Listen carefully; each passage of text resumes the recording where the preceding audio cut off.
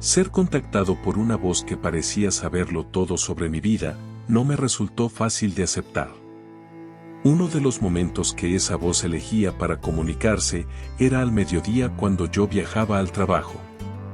Normalmente, a esa hora, siempre había asientos libres cuando subía al colectivo. Pero también me hablaba cuando estaba manejando, sí, en medio de un tránsito intenso y con la unidad repleta de pasajeros.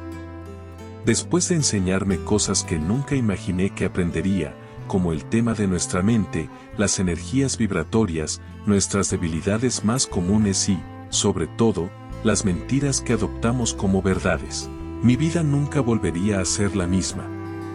De repente, fue como si mi cabeza se abriera a otra dimensión y empezara a salir del pequeño mundo que yo mismo me había creado. Es muy factible que a muchas personas les ocurra lo mismo. Dentro de ese espacio rodeado de cercas están nuestras prioridades, nuestras creencias, nuestros afectos, nuestras leyes y verdades que no siempre son las correctas. Lo que me llevó a revisar la Biblia, libro que debí leer, muy poco, por cierto, cuando iba a la escuela de catequesis, fueron algunas cosas que la voz me dijo sobre Jesús y que despertaron mi curiosidad. Lo poco que sabía del maestro nazareno era lo que recordaba de la película Rey de Reyes. La pasaban por la tele todos los años para Semana Santa y mi madre siempre la veía. Lo que la voz me contaba de Jesús no coincidía con muchos de los relatos de los evangelios del Nuevo Testamento. Tanta información, recibida de una voz que tenía que aceptar como real, me impulsó a examinar detenidamente muchos testimonios bíblicos. Ese fue el motivo por el que llegué a la conclusión de que la voz debía de ser un ángel. Sin darme cuenta, empecé a recuperar mi capacidad de discernimiento y me volví moderadamente religioso. Ya no era como cuando de niño me rebelaba contra mi madre porque no me gustaba ir a la iglesia. Sin saberlo, había dado un paso atrás. No solo eso, sino que comencé a escuchar programas radiales de pastores evangélicos. Me llamaba la atención el carisma y la pasión con la que predicaban la palabra de Dios. Además, no sé exactamente si esa pudo ser la causa, pero la voz había dejado de enseñarme y se dedicó a hostigarme. Una y otra vez repetía, tú eres Elías, tú eres Elías.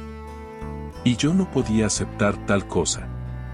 Antes de que apareciera esta voz, solo me interesaban las mujeres, el juego, casi me convertí en un adicto, los deportes y también competir en cualquier cosa.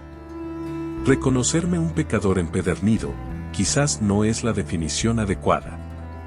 Pero vivía dentro de mi mundito y, como una gran mayoría, había decidido morir dentro de lo que, para muchos, podría considerarse una zona de confort o, en mi caso, mi propio infierno.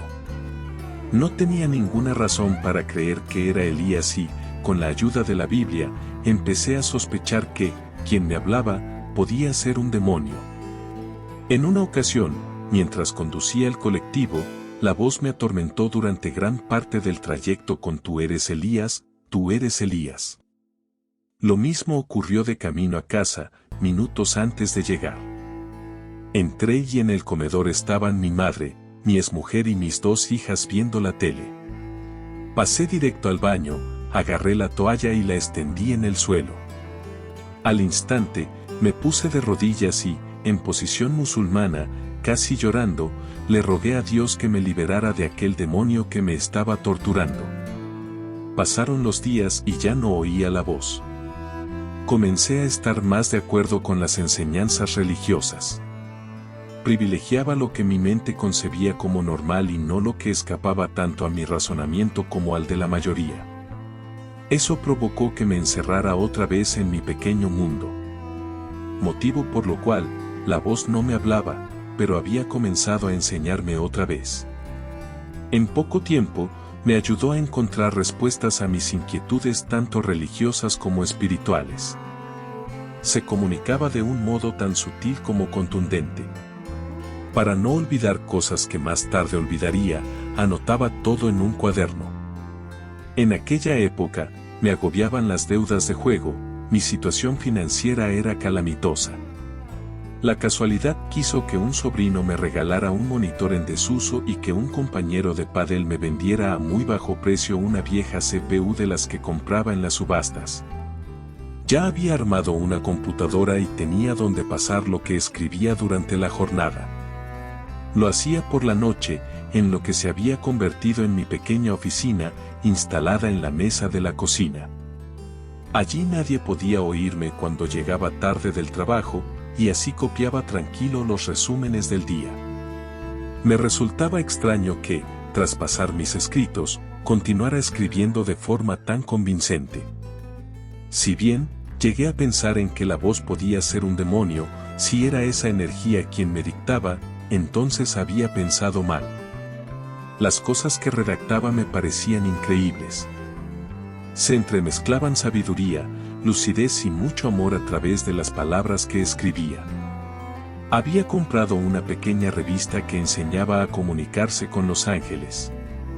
Me pareció ridículo leer que la forma más sencilla era hablar con ellos de la misma manera que lo hacemos con otra persona, que ellos nos entienden. Escribir como si realmente yo conociera de asuntos religiosos y espirituales no era normal. Una noche, por fin, volví a sentir la presencia, estaba ahí, lo recuerdo muy bien. Y le hablé al aire, como si fuera un loco. Le dije que ya sabía que me estaba ayudando, que yo no podía escribir sobre algo de lo que no sabía casi nada. Quizás enseñar sobre boxeo habría sido más razonable. Me encantaba ese deporte e incluso lo había practicado en mi juventud y seguí la carrera de muchos campeones mundiales. Lo mismo que sobre estrategias de juego en casinos, sistemas matemáticos, etc. Y varios temas más que ahora no vienen al caso. No me respondió. Me fui a dormir con la idea de que también podía ser el ángel Gabriel. La influencia de la Biblia, de los pastores de la radio, y algún que otro relato sobre ángeles, me hizo pensar en que podía ser el mismo enviado que habló con la Virgen María. Además, la sabiduría que encontré en sus enseñanzas y su prédica sobre el amor al prójimo no dejaban dudas de que me había precipitado al señalarlo como un demonio. Otra noche, se repitió la secuencia de llegar a casa del trabajo e ir directamente al baño. Esta vez no me sentí acosado por una voz ni nada por el estilo, entré así por la urgencia en resolver mis necesidades orgánicas. Sentado tranquilamente en el inodoro, advertí que la presencia estaba ahí, casi que podía sentirlo. Ya con más confianza, me dirigí a esa fuerza confirmándole que ya sabía que era un ángel y que me dijera si era Gabriel. La voz no parecía la misma de siempre cuando me contestó que se llamaba Eliseo. A partir de ahí, ya nada volvió a ser igual en mi vida. Haber compartido una corta conversación con un ser sin cuerpo, no es sencillo de contar y menos esperar que me crean. En un primer momento, era más factible que, quien me hablaba, podía ser producto de mi propia imaginación. A esa voz solo le faltó una figura, un cuerpo, para que yo pudiera creerle desde un principio. Las cosas resultaron de ese modo, yo no tengo nada que ver. Igual debo ser sincero y confesar que yo no le hubiera creído a nadie una situación parecida. La lectura de la Biblia me había hecho dudar sobre el verdadero nombre de Dios. Le comenté que unos lo llaman Yahvé, otros, Jehová, los musulmanes, Allah.